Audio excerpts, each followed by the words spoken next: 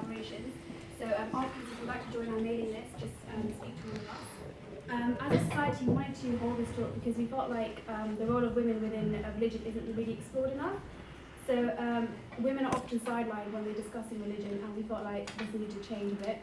So before the event begins, I just wanted to share some background about Sikhi for people that haven't had much exposure to it. The faith was founded in the 15th century in Punjab and is by Guru Nanak Dev Ji.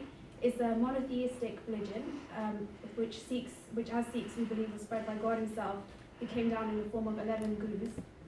The main tenets of Sikhi, as described by Guru Nanak Dev Ji, are firstly working hard, sharing his earnings with others, and reciting the name of God. So Sikhi also stresses equality, which is one of the main bases of the religion. So seeing all people equal, regardless of gender, caste, or class. So basically, the relationship between Sikhi and Ahmadiyya is also quite interesting. The adherents of each faith live side by side in South Asia, as many of you may already know. They also offered solidarity to each other when they were targeted by Mughal rulers in the 18th century. I hope everyone enjoys the talk. Next, we're going to have a short introduction from the Ahmadiyya Society by Basira.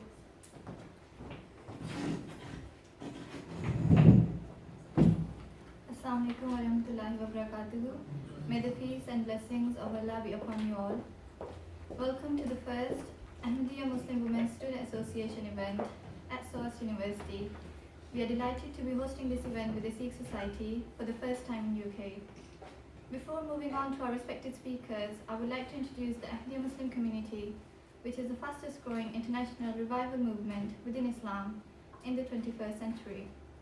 It was founded in 1889 by Hazrat Mirza Ghulam Ahmad, may peace and blessings of Allah be upon him. We believe that he was the promised reformer and messiah of the latter days who came to bring peace and harmony to the world. It is interesting to note that the promised messiah was of Persian descent, who was able to converse in Urdu, Arabic, and Persian, and has written over 80 books known as spiritual treasures, Ruhani Khazain. The promised Messiah recognized noble teachings of the great religious founders and saints, including Zoroaster, Ibrahim, Moses, Jesus, Krishna, and also Hazrat Guru Nanak. He explained how such teachings converged into one true Islam. The Ahmadiyya Muslim Women's Student Association was set up in 2007 by the 5th Caliph, who is the spiritual leader of the worldwide Ahmadiyya Muslim community, known as Hazrat Mirza Masroor Ahmad. The headquarters of our global community is in London, where our Caliph resides. Now I would like to introduce our respected speaker, Mahadabu Sahiba, who will deliver her presentation on feminism in Ahmadiyyat and answer your questions. She is a highly respected religious scholar, originally from Egypt, a qualified structural engineer, currently working as the director of MTA Al Arabiya, also does translation for MTA. This is a 24-hour satellite channel, Muslim television Ahmadiyya. She was originally a Sunni Muslim until she converted to Ahmadiyyat in 1989 after studying many religions. We are grateful to have her here for our first event. Our community's motto is love for all, hatred for none. And with that, I would like to invite respected Bibi Anand Kaur to deliver her presentation. Thank you. Sorry, just before Bibi Anand Kaur starts, we're just going to have a really short presentation by the Feminist Society, just to give a bit of background.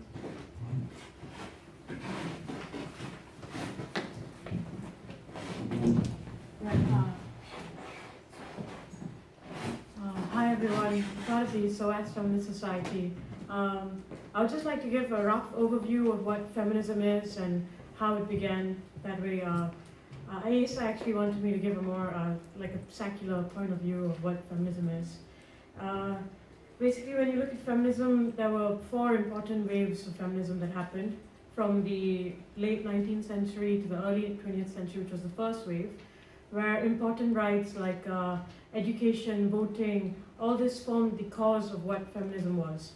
And then there's the second wave of feminism that happened in the 1960s to the 1990s, which I think is more of relevance to today, because at that period, that's when intersectionality was introduced into feminism, which means that people from all over the world, women from all over the world, should have equal rights. This idea that all women from all over the world should have equal rights, should be in solidarity with each other. And this is when feminism started developing all over the world. And for example, in the 1930s, women in India could vote. And it was because, although it's hard to admit, but the truth is, a lot of feminist studies focus on white, middle-class, Western academics. But since the 1960s, there has been a mix of people and academics from all over the world. And after the second wave of feminism, there was a third wave of feminism in the 1990s. And this is where a lot of the controversial bits that we have been introduced to started taking, they are taking root. For example, when you say you're a feminist, there are many ideas that get stuck to it, like, oh, you must hate men, oh, you don't believe in wearing certain women's clothes, or they think you're all radical. But the truth is, if you're a feminist, you believe in equality. You believe that men, women, you should have your rights, your basic human rights. And that is actually what the core of the fourth wave of feminism is. The fourth wave of feminism is what we believe is happening today. That all over the world, even if in certain countries a lot of rights are entrenched through laws, in other countries you can still see a very disparate divide between females and males. So in the fourth wave of feminism, we hope that all over the world people will start looking at equality more generally. And also, as part of the SOAS Feminist Society, if you'd like to stay tuned with our future events, please like our Facebook page. It's SOAS Feminist Society. Yeah, thank you.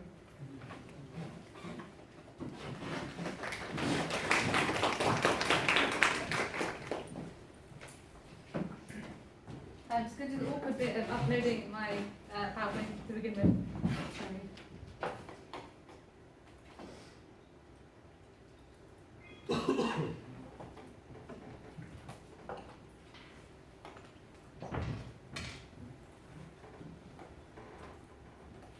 Okay, so I'm here to talk to you today about women in Sikhism, or feminism from a Sikhism perspective.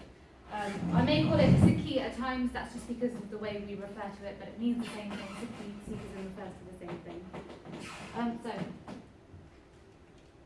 I wanted to first start off with talking about Guru Nanak Dev Ji. Guru Nanak Dev Ji was the first Guru of the Sikhs, and with this he came into a world in which was rife with caste, with inequality. It was a world in which tyranny ruled. There was a lot of persecution going on at this point in time. There was a lot of superstition, and the whole world in general had this view that you had to be a very particular type of person if you wanted to have the faith, if you wanted to meet God, if you wanted to have or experience spirituality. It was a very particular type of person who could do that. Amongst this was a great inequality against women, and that was something that Guru Nanak Dev Ji stood up for, so definitely a revolutionary. The property, or the idea of women at this time, was that they were the property of men. They were seen as, their references in history, them being seen as the shoe of men, so very much kind of seen as a subclass, seen as not worthy of the same attention. The idea pervaded around women that if you were married, or if you had association with women, that you could not reach God, and that if you wanted to reach God, you had to go away from this whole life of family, away from all the women that you might encounter, and be separate from the world. These are the words of Guru Nanak Dev Ji. So we're very lucky within Sikhism that we have Gurbani. Gurbani are the words of the Gurus, which were given to us, which we see as our Guru. We see as containing the same light as our Guru. And Guru Nanak Dev Ji said this: Panda Jamiya, Panda Niniya, Panda Mangana Liyaho. So Guru Nanak Dev Ji, at a time when no one was talking about women, they weren't referred to, they were just ignored, or they were left cast aside when we were talking about the idea of faith or the idea of God. Guru Nanak Dev Ji says, well, from a woman everything is obtained. From a woman a man is born. From a woman to a woman we want to get married, to a woman we want to be friends with. Kings are born from women, and generations to come all stem from women. I'll let you read that up there. And this was groundbreaking. This was something which had never been written about before, had never been discussed in terms of faith or in terms of a relation to God. And this is something the Guru Nanak Dev Ji, our first Guru, brought to the forefront, brought this idea of women to the forefront. And this is quite revolutionary then, let alone now, today. I mean, as we had in the introduction, women in faith perhaps are not in the forefront of people's minds, or not perhaps the common perception of what women can be. So it was shocking at that time. I just want to share some other words from Guru Nanak Dev Ji. So this I found when I came into his path really struck me. So in Gurbani, in Guru Nanak Dev's words, he refers to periods, and we don't even refer to the word period when we're talking about the conversation. We might say time of month, we might say woman's month, woman time, or we might say many other words to describe it. We won't be out there with it. We won't be open with this whole idea. It's a very taboo subject, even in the West. Whereas Guru Nanak Dev Ji refers to this, and I love the context in which he does this, because he talks about the idea of as it comes month after month. So the same in the mouth of somebody who's false, or somebody who is not a true person, who perhaps is a liar, who perhaps is committing bad deeds or is sinning. Again and again they may commit that act. However, those people who merely on the outside might be clean are not pure. Guru Nanak Dev Ji establishes that who is truly pure in the eyes of God, who is truly pure in this world, is that person who is pure within. And this for me really hit me, because especially these whole ideas around women not being clean, or that kind of a whole taboo subject, this kind of brought it all into the forefront. And this was something that was written such a long time ago, and yet we today face the same taboo ideas around this kind of a subject. Even looking at quite recently, I think it was last year, on Instagram, when there was a picture posted of a woman, and you could see on her clothes there was some staining. It was nothing that was offensive, there was nothing in there which was explicit, yet there was some of her menstrual blood on her clothes, and Instagram banned that picture, or they decided not to let that picture be shown. And this is something that we do face, that's something that we do not want to talk about, and yet here it is, and this is our religion, and this is a faith talking about this and bringing this to the forefront. Through actions as well. So our third group abolished, there was this idea of the sati system. Now the sati system was something which meant that when a man died, his woman was expected to jump onto the funeral pyre and die with him. So the idea was that if a woman truly, truly loved her husband, she would sacrifice herself in that way after death, because how could she live without him, right? She was bound to him in that way. Now this was something that was, as you can imagine, peer pressure is one thing, but when a whole community is pressuring you into basically committing suicide just because your husband has died, it broke families apart, as you can imagine. And our third guru abolished the system, said we are no longer, this should not be allowed, and we do not promote this. He also set up something called the Manji system. Now this was a system of educating people, and a political system in which Sikhism was spread across India, or across northern India. So he sent out different people with very good or particular skills to go out and explain to people what this new idea of Sikhism was, what these words meant, etc., and explain this whole concept and idea. Out of those people who he sent out, 94 were men, 52 were women. And I find that amazing, because this, like I said, is back then, but look at how many female MPs we have now, how many female CEOs we have now, and we talk about that as a percentage, and that's still relatively low. And this is still at a time where women, in terms of political standing, still don't have perhaps an equal stance as men, but this is setting out there in the forefront that a woman can be chosen not just because of who she might be married to, or who she might be related to or associated with, but for her own qualities, just as a man might be chosen for her own qualities to take forward and spread the faith, and really live up to her potential. Mata Gujar Kaurji. Now this is one particular woman who we could spend days talking about, to be honest, because she has such a long life, and she's just such an inspiration and such a message for what Sikh women, or what their potential is. So as she was a wife of the Guru, so she was married to the 9th Guru, throughout this time, so she went through a period in which her husband was fighting in battles, then through a very long time in which she was in deep meditation, through which she served him, and she also took part in meditation. Then as he became the Guru, he went through, they had a period of very prosperous. She was 42 when she had her first child. and that's very old now. And even back then, you can imagine people tell me, and I've only been married 2 years, why haven't I had a child yet? When are you going to have a baby? And all these kind of questions. And you can imagine the kind of pressure that she faced then. And yet she accepted it. She said, no, this is not the thing in my life that's going to happen right now. And even though she was 42, she lived through that. Her name means to persevere, which she really lived up to. Following that period, though, her husband went through or was martyred, which is a whole long story in itself, but can be looked up. But through that, she stood fast. Her son was very, very young at the time. And during this period, she took control of all of the Sikh congregation. So she still ran that with her brother, alongside her brother. She raised her young son into the king that he became, or the 10th Guru that he became. All this, and you can imagine what a strong force that she was. Through this then, as she saw her son grow up, become married, have children of his own, she became a grandmother of 4 grandsons. However, there was then a siege of where they lived, so in northern India, Nandpur side, where they lived. As the siege, the Mughal army surrounded that particular place, and they were forced to leave. As they were forced to leave, they were separated, and Mata Gujjar Kaurji was with her 2 youngest grandsons, who you can see in that picture now. While she was with her 2 youngest grandsons, they were given an ultimatum, and as a result, they were martyred as well. So she saw not only her husband martyred, the siege of her young son, or her son even, she then saw her grandchildren become martyred, and then she still faced martyrdom herself. But throughout all of this, what I found the most inspirational, most amazing, and a lesson to us, is how strong she stayed and how she did live up to her name. She persevered. Even they say during this represents a very tall tower in India, in where they were imprisoned. In this tower, there's no floor covering, there's no walls, and this was in a very, very cold time in December in India. So you can just imagine how very, very cold it is there. Yeah, throughout this whole time, she told her grandsons the story of their grandfather. She told them inspirational stories from their history to make sure that they were firm in their faith and that they were able to accept the fate that awaited them, even though they were so young. Next, just one more example from history that I would like to look at before we talk about modern times and modern Sikh women. This is Mata Kaur. As you can see, she's a warrior, but she wasn't always that way. So what happened was the 10th Guru, there was a siege in one place, and they'd been carrying on for 8 months. During this time, supplies had run out, and his followers, or the Sikhs around him, were forced to eat bark, and there were soldiers as well as his followers.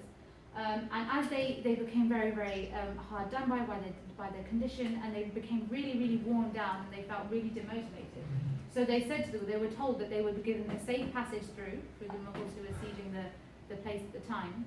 Safe passage through if they said that we are not Sikhs of the 10th Guru of Guru Gobind Singh Ji, and he is not our Guru. If they said that, after many, many months and much, much suffering, they couldn't take it anymore. And they said to the Guru, we want to leave. Who gave them free passage? There were 40 of them who left. They wrote down, he said, write down on a piece of paper, you are not my Sikhs and I am not your Guru. And they wrote it down on the piece of paper and they left to go home. When they came upon their village, they thought, oh, our wives will be really happy, our children will jump at seeing us. But when they arrived, the women said, where's the Guru? Why have you left him? And as soon as they realized, they were furious. They said, well, you take the rolling pins, and you take the babies, and you look after the cattle, and you look after the land. We'll go and fight. Mata Kaur, her husband was part of their escorting men who left. She rallied them up again, so she led them back. So they said, the women said, we'll take your place. The men realized what mistake they'd made. And Mata Kaur was the lady who led them all the way back. As she led them back, they engaged in a battle with the Mughals who were surrounding that particular fort. As Guru Gobind Singh Ji came out to them while they were fighting, and after the war, after the battle had finished, he took one of the things, or the leader of the 4 men who left, and he said, what would you like after such a sacrifice? What would you like? And he said, nothing else other than for you to tear up that piece of paper that we wrote down that you are not our Guru and we are not your Sikhs. Guru Gobind Singh Ji did that. And what happened to Mata Kaur is she survived that battle. The 40 men who left and returned did not. However, she did. But this is the part which amazes me and tells me what kind of a religion Sikhism is that after she survived, Guru Gobind Singh, the 10th Guru, made her his own bodyguard. So one of his bodyguards that he kept with him, she was given that status. And that's something huge. We don't see many female bodyguards even today. And I find that something awe-inspiring. Her gun still exists, the gun that she took into battle and she fought with. It's a very, very, very long musket. and it's massive. It's the size of the room that it's kept in, and I can't even believe that 2 people could lift that, let alone she could lift that, or even a woman, we say openly, a woman can lift that on her own. So amazing inspiration from our history. So what about today? What about Sikh women today? Now I see our Sikh women growing from strength to strength, and I see our role in society, Sikhism especially, really reaffirms and emphasizes the importance and the strength of being a mother, of being a wife, of a daughter and of a sister. And that role is all the more important today. Women in that role are able to guide and are able to really inspire our future generations and our family around us. I think sometimes we underestimate perhaps the influence that we really have. Outside, I see them moving more and more in towards issues which affect us. I see more and more charities set up and organisations like this, like today, coming to the forefront, which is amazing. And we're going to come back to some work that's being done at the moment.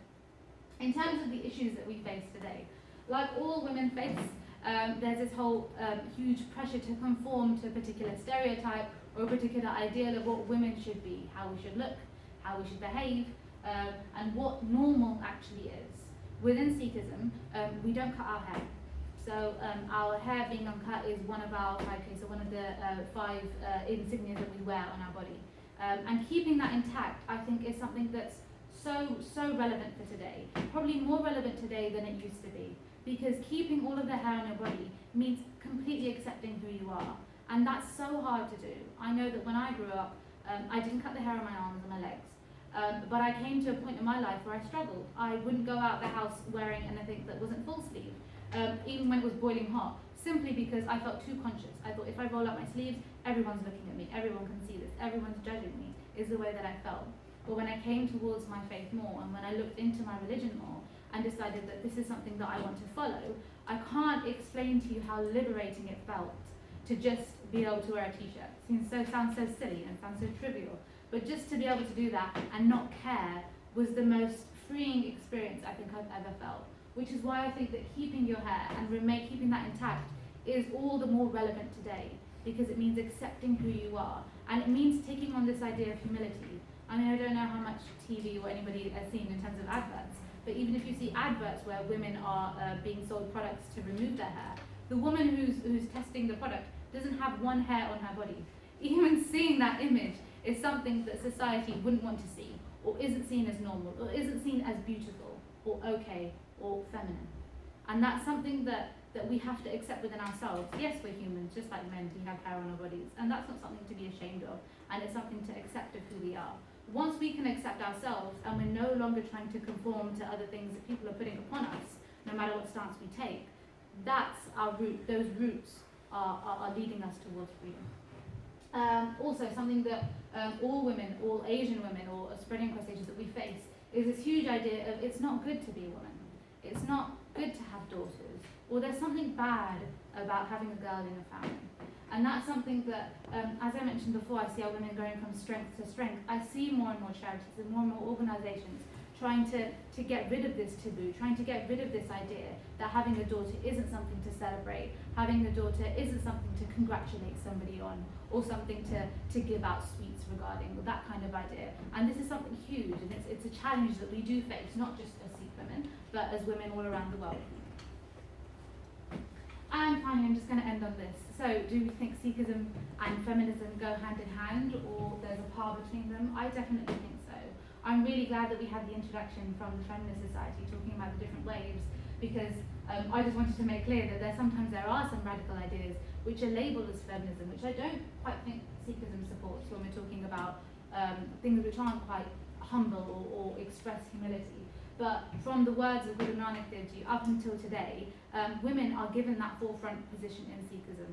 I can go to my local temple and I can pray in front of the whole congregation. My husband can do the same thing, and we're baptized the same way. There's no difference in the rules or the way that we're meant to be living our lives. And that's something huge. That was something huge back then, and it speaks volumes still today. And so do they definitely go hand in hand? I definitely think so. And I think perhaps this whole idea of equal rights perhaps is something that should be inherent within us, and not something that we should hopefully have to fight for in the days to come. I hope you've taken something away from anything that I've said. I know there's going to be a Q&A at the end,